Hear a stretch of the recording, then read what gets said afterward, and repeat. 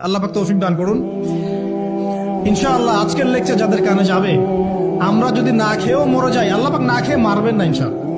রিজিক আছে, খাবো ইনশাআল্লাহ। কিন্তু হয়তো বা অভাব হবে, টাকা পয়সা একটু কম হতে পারে, অন্যের 10 তলা ফ্ল্যাট হবে, আমার হবে না, ঠিক আছে, অন্যের এত বিঘা বিঘা জমি আমার হয়তো হবে না। কিন্তু ইনশাআল্লাহ তাআলা এই যে দুনিয়ার মুসাফিরের জীবনটা, এটা মুসাফিরের জীবন না, মুসাফিরের জীবনটা কেটেই যাবে ইনশাআল্লাহ। কাটবে না? যে কোনো ভাবে কেটে তো যাবেই ইনশাআল্লাহ। এই যে পরকালের জীবনটা একটা চেতনার শক্তি, জানেন, দুনিয়াতে যত বাধা বিপত্তি আসুক, গাল মন্দ খান, গিবত তহমত খান, কষ্ট হোক, নির্যাতন হোক, একটা বিষয় মনের মধ্যে শান্তি দেয়। কি শান্তি?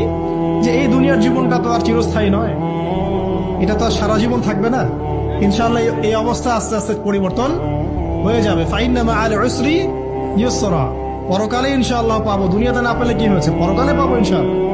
যুবক ভাই, এসব জেনা ছেড়ে দেন, আল্লাহ রাব্বুল আলামিন আপনার জন্য হুর রেখেছেন জান্নাত ইনশাআল্লাহ।